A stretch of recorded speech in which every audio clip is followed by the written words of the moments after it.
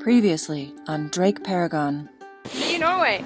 See you in Norway next summer. Departing from the weather station. Located at the eastern end of Prince Christian Sound. 287 stairs. That is our main communication hub. How far out does the facility reach? There are a lot of bugs. You are almost on top of the world. Have a good interview now. Yeah, I'll see you later. Okay.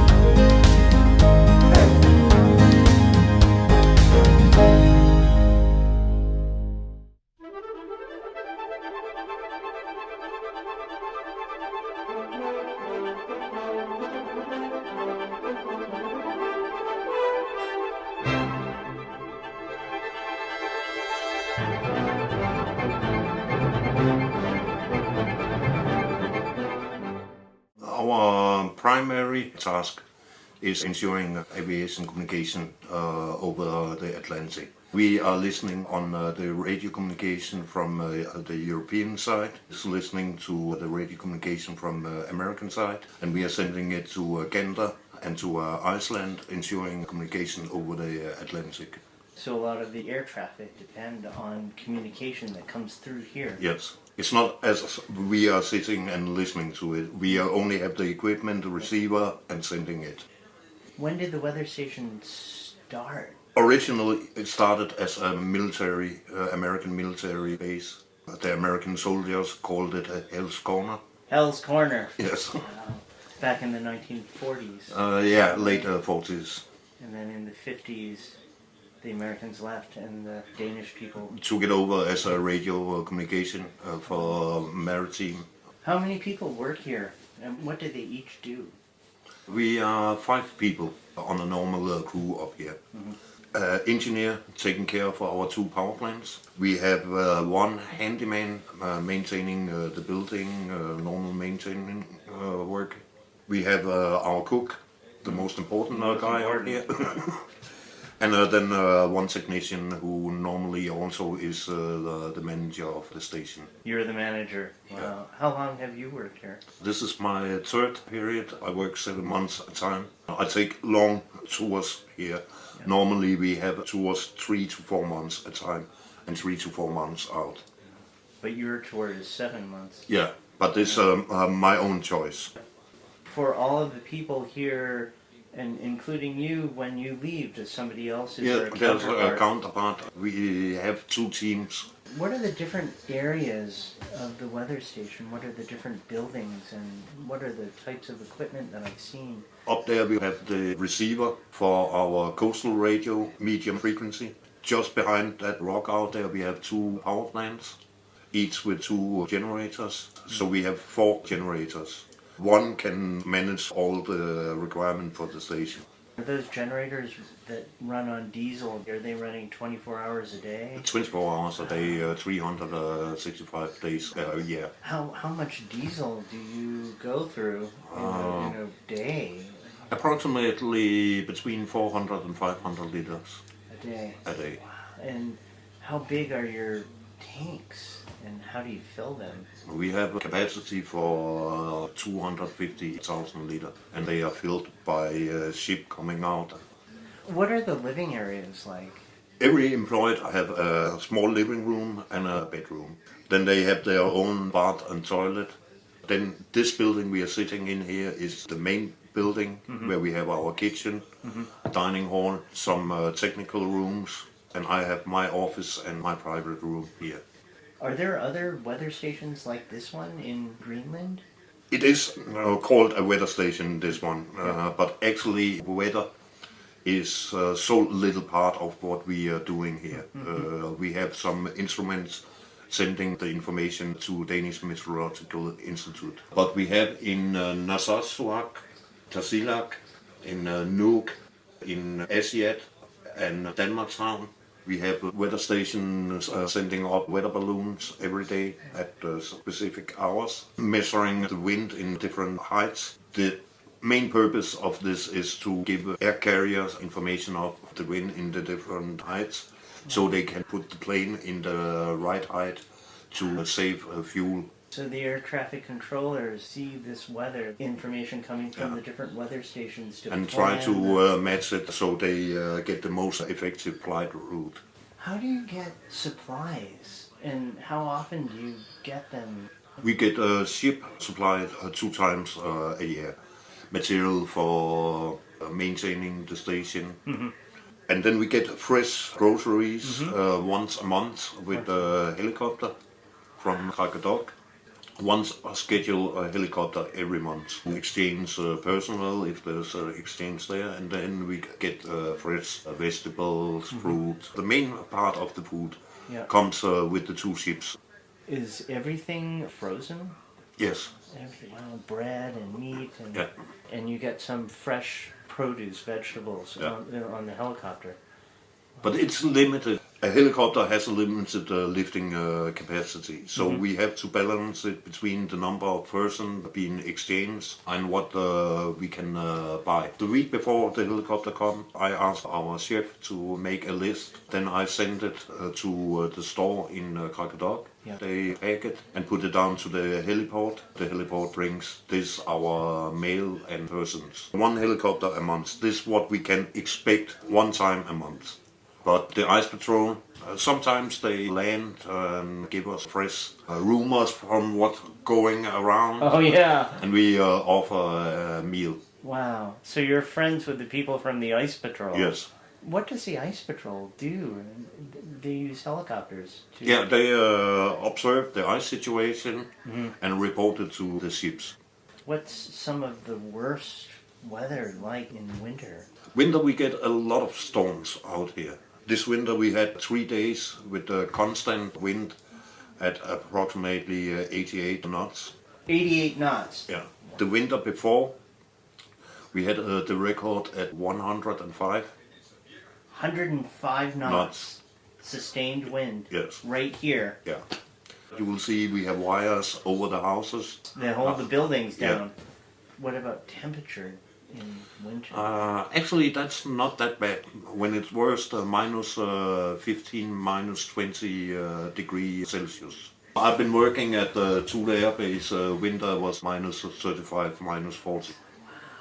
Even with temperatures of minus 20 and crazy strong wind chill, how can you survive outside the building? Can you go outside when it's at... When we have the storms, it's actually limited outside work. Then we have quite a lot of snow out here as well. Oh, how much? Yeah. In winter, it's not selten that our windows are totally covered. You remember the door we went in? Yeah. This has been totally blocked My by God. snow. Every winter you get that much snow. Yes. And what happens to Prince Christian Sound? Does it freeze? Not solid, but we get a lot of small pieces of ice close together. So totally impossible for any ship. Yes, yes. What are the months of the year when ships can come to the weather station? This and last year it opened around May month. It will probably stay open until December. Have any of the buildings ever been damaged by wind? We had strong wind, Wow. and we get a small ice chip made the window explode. What was that? Were you here? No, luckily it was the other. Your counterpart. Wow, so they must have had to board up the window. Yeah, they boarded it up. And just to come with a board that size in a storm, this also almost impossible. It was a fight. You have seen our cable car. We had an old refrigerator that we wanted to throw out, and they placed it in the cable car. Yeah. But before they got it down, we had a storm. When the storm was gone, so was the refrigerator. It was gone. Never been found up here. That's They found the door, but the refrigerator with the compressor never been blown found. out to Yeah. sea. So we're at the top of a mountain, 80 meters. 80 meters high. Yeah. And so you use that cable system to bring things up from I'll the ship? bring the supplies because you have had the pleasure of our stairs a couple of Yeah, times. it's a lot of And stairs. no one wants to carry supplies up. It must be a big operation to keep sending things up that cable line. Actually, that's a smooth operation because when the ship comes, everyone drops whatever we have and everyone concentrate about the port operation. I see. So we unload the ship, Yep. then we decide what to keep in our big store down and what we need to get up here.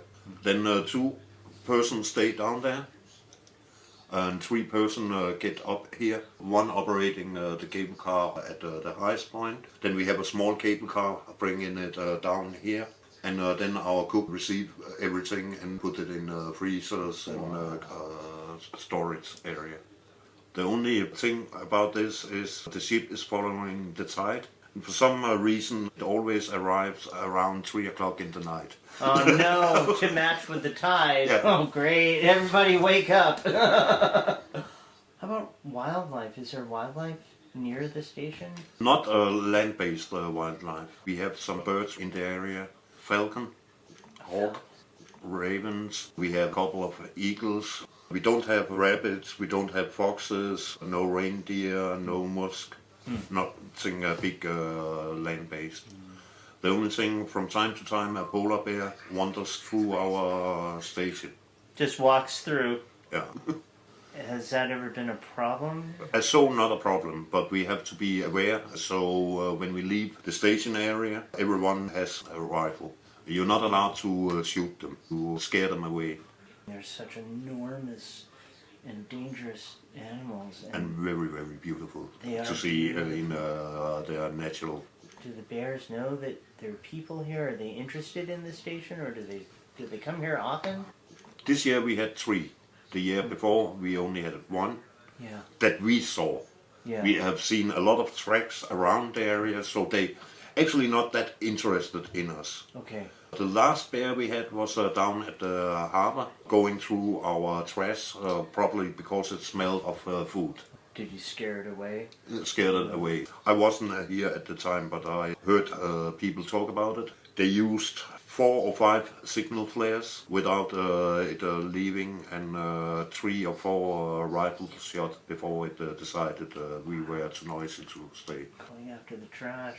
What do you do with the trash? Paper and things like that. Paper, wood, we burn. Everything else we collect down at the harbor. From time to time we have a ship taking it back to the dump. Do many cruising sailboats come here like mine? Your boat is number 6 this year, who has visited us. And approximately same number has just passed by. The year before we had 16. 16 that Yeah. stopped here. Yeah. Wow, that must be interesting. Where do they come from, and how long do they stay here when they stop? Most stay here 1 day. One small boat last year stayed here almost 2 weeks, waiting for the perfect weather to continue. Yeah. Because they wanted to go up the east coast. You have a current down there. I think it's 3-4 knot current. They could make 5 or 6 knots, so they really didn't have that much to fight the current Yeah, with. they had to wait. So they had to wait for absolutely perfect weather. Perfect weather and perfect current time. Yeah. But normally 1 day, 2 days, and then they leave again. Where do they all come from? What countries are they from? Different. We have people from Europe. We have people from America. Always a little bit exciting hearing about their trips, where they've been. Listen to their stories. Tell some of our stories. It's a break in the daily routine. Yeah, because there's no town down the street. There No, aren't any other people around here. It's just the 5 of you. Yeah. And then a boat comes in. 80 kilometers to the nearest small village up in the dock. Yeah, and even that is a very small. That's very it's like small. An outpost. Yeah. Like, do Greenlandic people visit the station ever? From Appalachia Dock, sometimes we get visitors. They come if they have really good catch and try to see if we will exchange some of their fish with something we have. Wow, they want to trade. Yeah. Do you do that often? Trade Maybe for 1, fish? 2 times a year. That's maximum. Yeah. Greenlandic government is giving out hunting permits for bears, and all of South Greenland has 4 bears this year they can hunt. If the tracks lead them here, they come and visit us. Last summer, we had a group of Greenlandic coming here in 3 boats and 2 dinghies. They have sailed from Tarsilak to Nuuk to see their daughter finish high school, then sail back again. More than 1,000 kilometers. How long did that trip take? I really don't know how long they It have must have taken a long time. and a very dangerous. But they have other perception of traveling. Yeah. Do you have any other visitors besides Greenlandic people in boats and foreign cruising sailboats that come through? Do any other people visit here? Actually, a couple of weeks ago, a cruise ship asked if it was okay for them to stop and send their people up here. Wow. It was a small cruise ship, 100 people, so we agreed. But 100 people at our small area. 100 people came here? That's a lot of people. Do you have medical staff here, or how do you deal with any sort of medical issue or even emergency?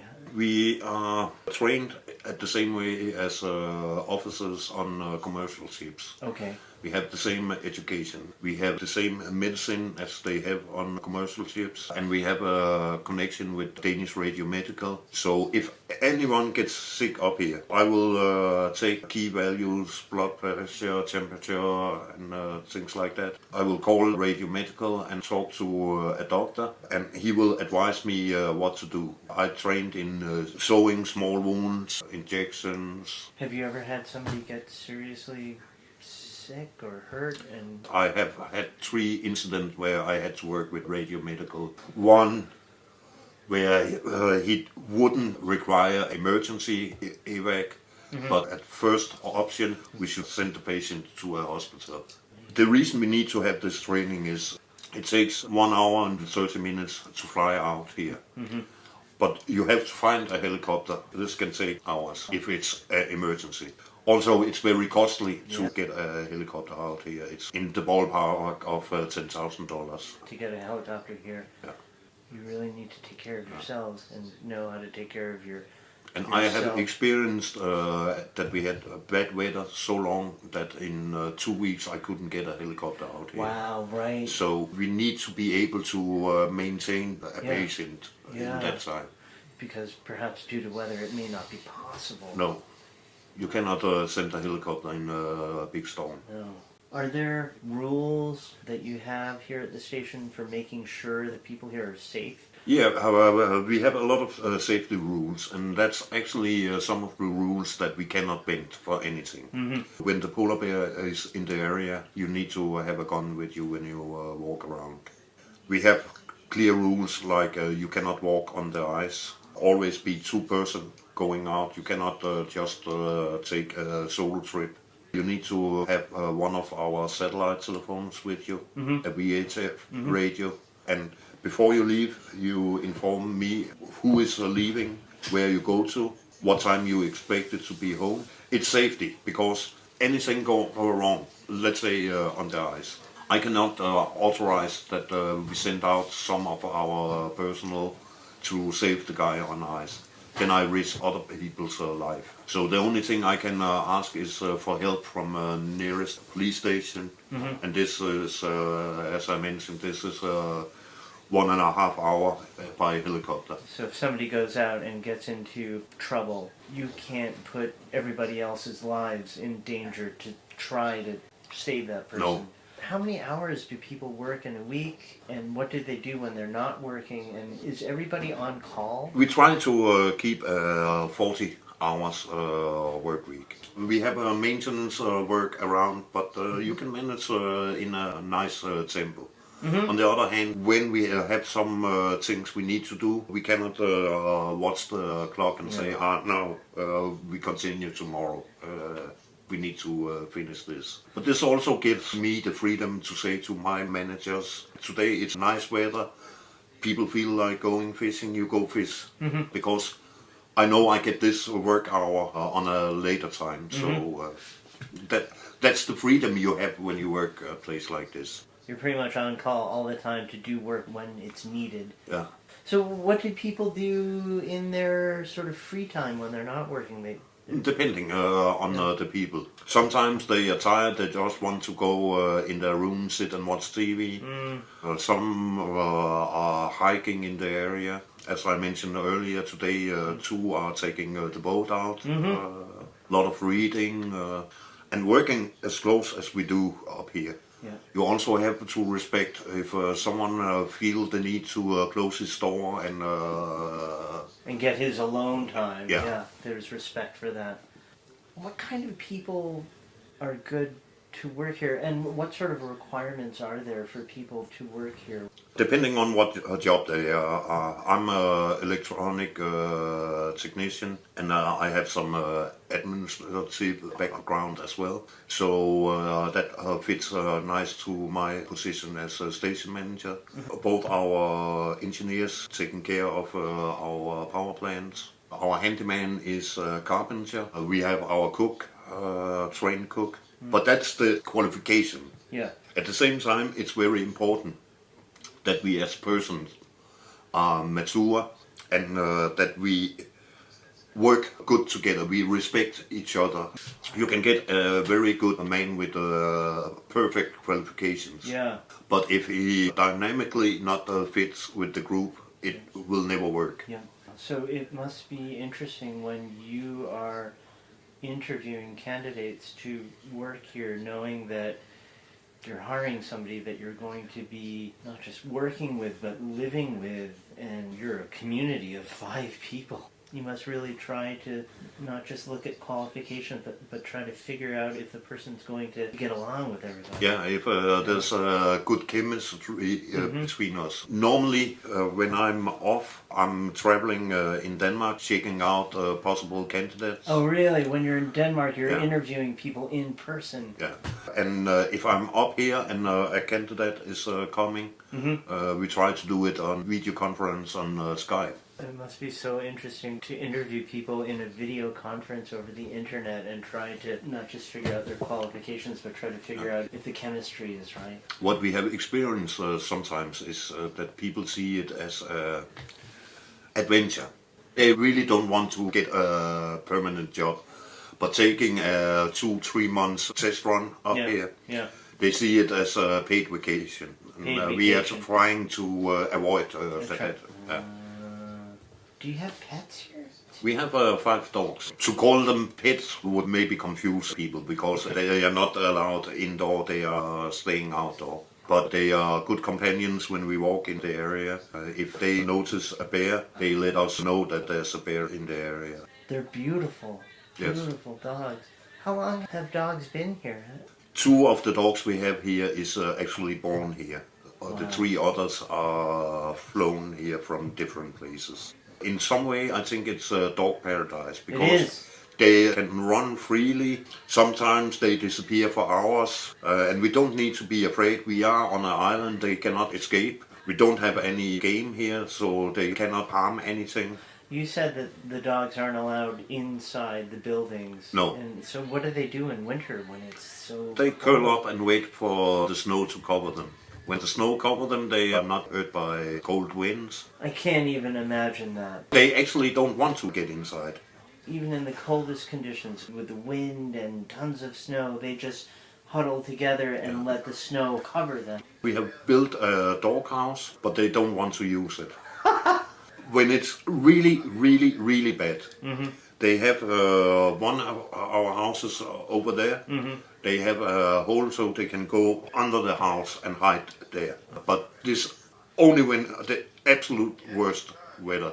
They live in such harsh conditions compared to any other dogs that I've ever met, and yet they seem so happy and healthy and friendly. I mean, in the beginning they were just barking at me, but after they saw me talking with you, then they were all over me. They were like, "Hey, how are you?" And they are beautiful.